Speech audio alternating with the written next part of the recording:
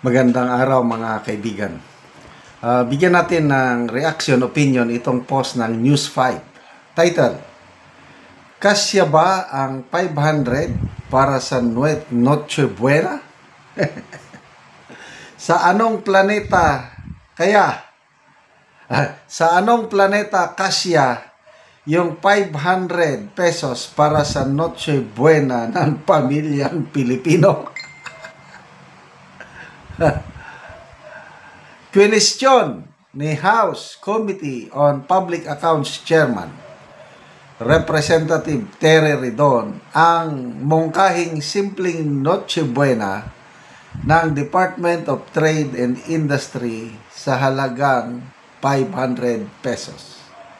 Giit ni Ridon, sa presyo ng mga bilihin ngayon, kahit simpleng spaghetti at keso ay hindi na magkakasya ang sinasabing 500 ni DTI Secretary Cristina Roque.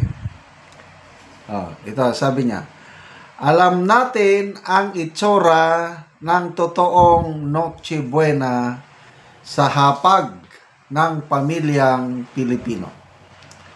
May spaghetti, may keso at minsan may hamon kung may sapat na ipon para sa pagdiriwang ng Pasko.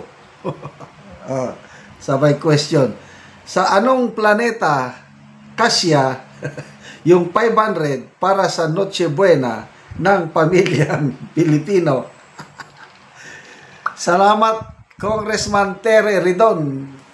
Tumpak, sa wakas tumama ang sagot mo.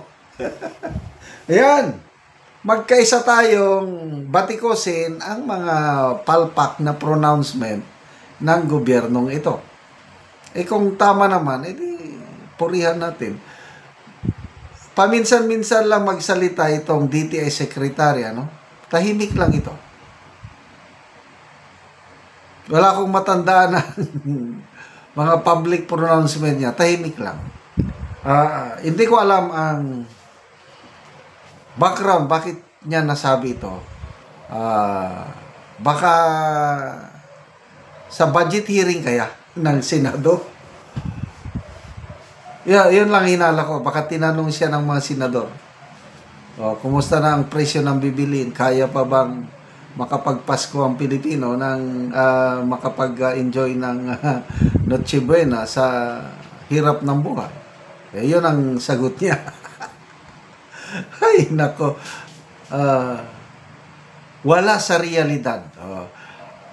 Yung mga comments na, kasi nagiging viral na ito sa social media, daming nag-share, daming nag-post. Mga classmate ko, nakikita ko galit, classmate sa high school manhid, sabi ng isa kong classmate. Manhid. Wala sa realidad siguro, hindi siya lumalabas na nagpapalengke. O kaya, yung staff niya, 8-8. Kasi sa computation namin o sa research namin, ganun ang sinabi niya. Baka ang basihan nila, yung DepDep o NEDA estimate na 21 pesos per meal. Mabubusog na ang ang isang Pilipino. Baka wala sa may nag-post pa. Sino bang nag-post? Sabi, si Dr. Rob Rances, sabi niya, siguro kawawa ang mga katulong ni DTI Secretary Cristina Roque kasi yung pagkakaalam niya 500 lang maka-Noche Buena ng isang pamilyang Pilipino. Baka kung magbigay siya ng bonus sa kanyang kasambahay, 500 lang ang ibigay. Kasi ang sa isipan ng secretary, malaking amount na yan makapag-Noche Buena na kayo. Yung katulong naman, kut sa ulo. Anong mabibili nito? 1,000 nga kakaunting mabili. As in, talaga. Kaya ako, halos hindi na ako lumalabas na dati-dati bumibili ako ng isda eh. Kaya lang sa sobrang mahal, wala na. Pinaubaya ko na lang sa aking misis kung ano ang bibili niyan. Yun na lang dahil, well, sa awa ng Diyos, supisyente pa naman ang aking pensyon. Sobra-sobra. Kaya lang, maisip ko yung mga taong nasa laylayan, paano nila mapagkasya yung sweldo nila sa excuse me. Maalala ko nung kabataan ko, lumalaki kami sa hirap. Wala kaming Noche Buena, as in. Walang pagkain. Kung December, kasi fiesta, taon fiesta sa aming bayan, Bangarlaon yun, December. So, pupunta kami sa bayan, doon kami sa peryahan, magtaya-taya ng kaunti yung mga, alam mo na, yung nasa peryahan, okay, magsakay ng Ferris wheel. Maligaya na maligaya na kami uwi. December 24 ng gabi, uwi. Hindi kami naghahanda. Na ano na lang ko yung Noche Buena yan nung nasa serbisyo na ko. May konting sweldo, may naipon ng wife ko. Yan, kakain din kami magluto. Kaya lang yung ham, paminsan-minsan lang kaming makatikim ng ham. Yung spaghetti, yun. Salad, pwede rin.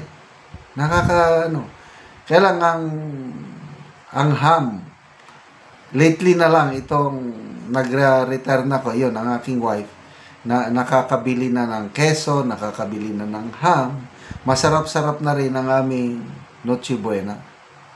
Ngayon lang. Kaya lang, kumusta yung mga ordinaryong trabahante? Ordinaryong manggagawa? Paano may pagkasya? Siguro, mga 1,000. Pwede na yan. Masarap-sarap na rin, makabili ka na rin ng ham, 1,000 ha. Huwag lang yung 500. Niluloko ninyo ang taong bayan.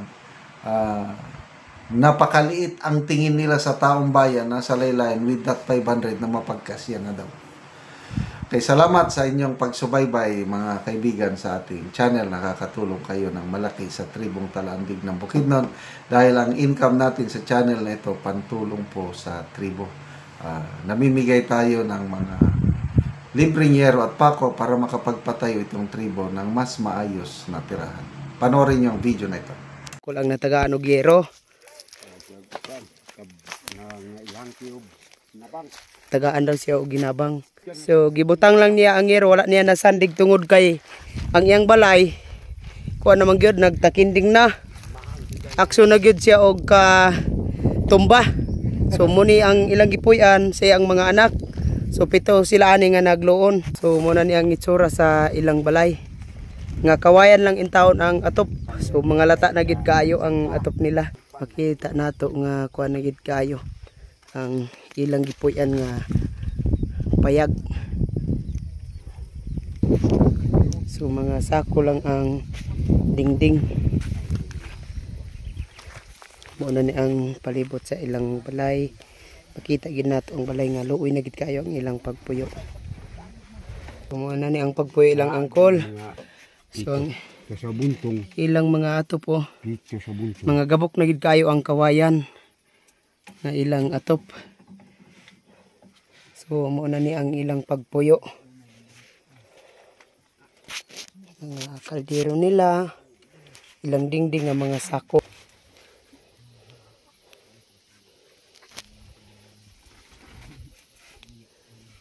Pila na ni Col ka tuig imong balay?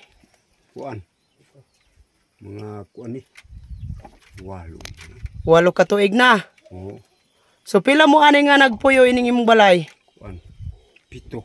7 mo nga kuan lang ani nakigpuyo lang sa imong mga anak. So lisod gid kayo ang inyong pagpuyo. So unsa yung panginabuhian karon Col? Kuan. mag-uuma. So mga mais lang bingala inyong pagkaon. Mais bingala. Kay naa naman mo diri nga lisod ng area ang inyong pagpuyo kay mga kawayan lang.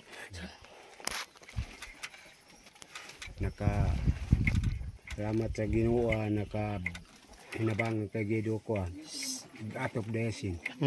Nagpasalamat si Uncle sa Ginoo sa nagatag daw sa hirong makatop na sila. Sige, Col, salamat.